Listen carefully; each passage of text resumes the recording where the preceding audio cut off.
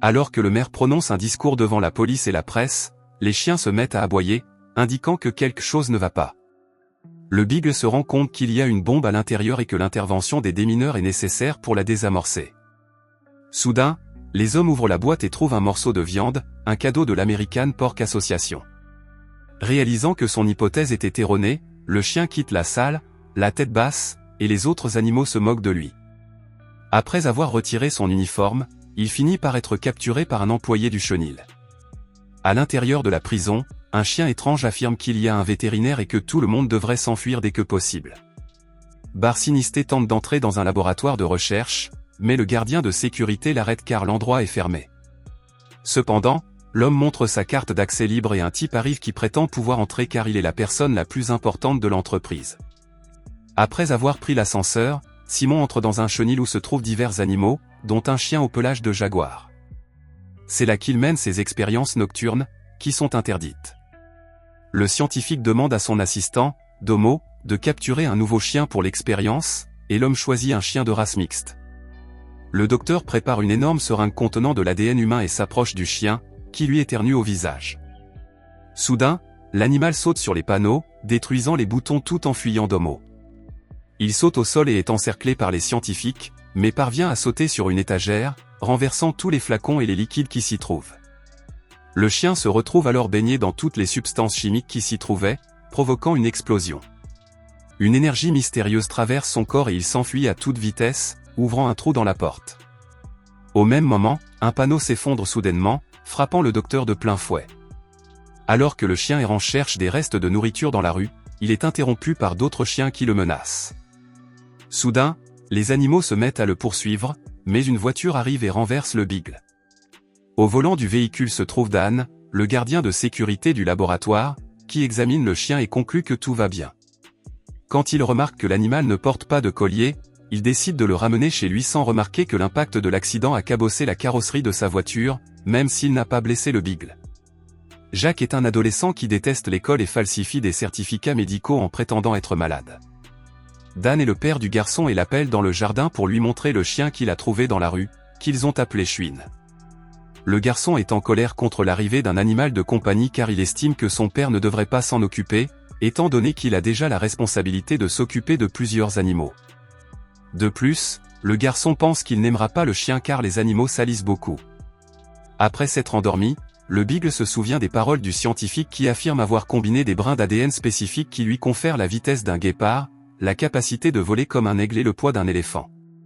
Pendant ce temps, Jacques est convoqué dans le bureau du directeur, qui a découvert ces faux certificats, car il prétendait avoir contracté la variole du singe, mais le professeur n'a pas cru à son mensonge.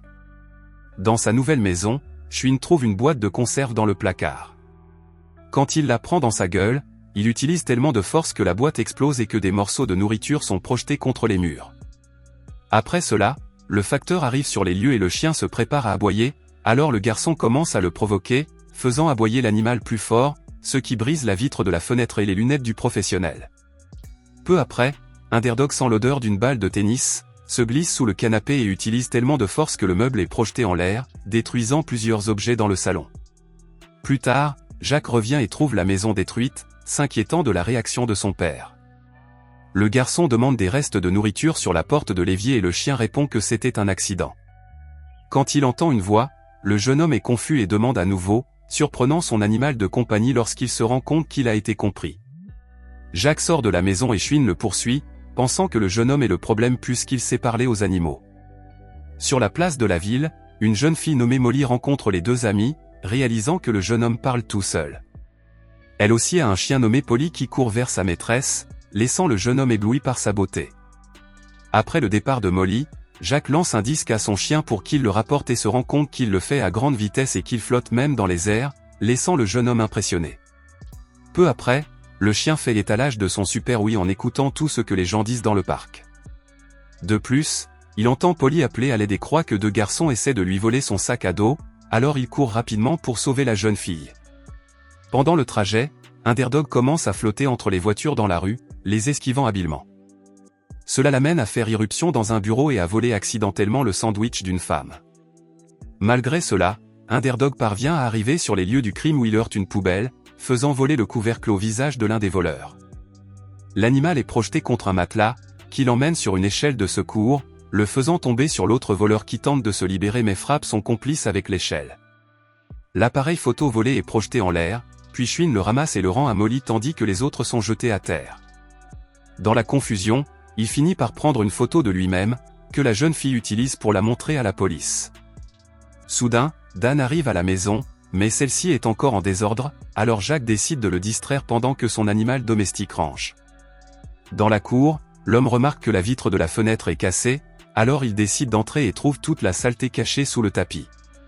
Face à cette situation, le gardien de sécurité décide de ramener l'animal à la fourrière, mais son fils le supplie de ne pas le faire. Dans les égouts de la ville, le scientifique fou se promène avec une énorme cicatrice sur le front. Il veut y construire son nouveau laboratoire, mais il a besoin de quelqu'un pour financer son travail car les matériaux sont coûteux. Au journal télévisé, il remarque qu'il y a eu un grand cambriolage dans la ville, alors le chien décide d'attraper les voleurs. Mais lorsqu'il essaie de sortir par la porte, il finit par faire un trou. Quand il commence à voler, il enfile accidentellement un costume de poisson. Au même moment, les bandits capturent de nombreux innocents sur place et parviennent à ouvrir l'un des coffres remplis de bijoux. L'un d'eux communique avec Simon Bar-Sinisté, lui annonçant que l'équipe a atteint son objectif final. À l'extérieur, la police remarque quelque chose qui vole dans le ciel et, soudain, Underdog percute un panneau et est projeté dans la bijouterie. L'un des voleurs propose de se battre contre le chien, mais finit par être frappé à la tête et projeté au loin. En regardant tout cela à la caméra, Bar-Sinisté se rend compte qu'il s'agit du chien de son expérience et demande à ses sbires de le capturer. Le sujet s'approche de l'animal, mais il est abattu d'un seul coup. Le lendemain, la nouvelle qu'un chien a empêché le vol fait sensation dans les journaux télévisés de la ville, laissant tout le monde incrédule. Le chien dit à Jack qu'il se sent bien en sauvant des gens, alors le jeune homme a l'idée de lui procurer un costume de super-héros. Peu après, le journal télévisé diffuse la nouvelle du chien qui a capturé les voleurs et aidé à arrêter une voiture avant qu'elle ne renverse des enfants. Bar-Sinisté continue de tester ses expériences sur d'autres chiens, mais échoue à chaque fois. Face à cette situation, il a l'idée de voler un échantillon d'ADN de l'animal. Pour ce faire, Domo se déguise en femme et fait semblant de tomber d'un immeuble pour tromper et capturer le chien. Lorsqu'il salue l'animal, l'homme lui met une laisse autour du cou, mais finit par être entraîné par le chien, qui se met à courir à toute vitesse. Même s'il parvient à s'échapper, Schwinn perd son collier à cause de l'homme. Chez Jack, son père rencontre le scientifique fou et son assistant qui l'attendent dans le salon. Dans le laboratoire du docteur Simon, celui-ci retient Dan en otage, le forçant à appeler le chien à l'aide sous la menace de 3 bergers allemands qui se mettent à grogner furieusement. L'animal entend l'appel et dit à Jack qu'il a décidé d'accepter cette mission parce que son père est en danger. L'animal attrape le jeune homme par sa chemise et le transporte en vol jusqu'au lieu. Quand il arrive au laboratoire, Underdog parle et surprend le garde de sécurité qui, jusqu'à ce moment-là, ne connaissait pas ses super-pouvoirs. Le chien décide de faire un échange, son ADN en échange de la liberté de ses 2 amis. Avec cette proposition, l'animal avale une pilule qui fait apparaître des éclairs dans son corps, et il perd tous ses pouvoirs. L'homme donne l'ADN du super-héros sous forme de capsule à ces 3 animaux, qui deviennent super intelligents et répondent à leurs gardiens. Les bandits se dirigent ensuite vers la capitale. Le père et le fils commencent à se disputer, mais Dan demande au jeune homme de s'approcher pour l'aider à libérer ses mains.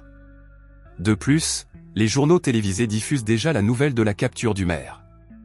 À l'extérieur, Schwinn se plaint de ne rien pouvoir faire sans ses pouvoirs. Jack le console en lui disant qu'il l'aime quand même. Soudain, le chien commence à renifler une bombe et décide de se fier à son instinct, courant dans le bâtiment à la recherche de l'explosif. À l'intérieur, le scientifique demande au maire $1 milliard provenant du trésor de la ville, l'immunité juridique et la restauration de son laboratoire.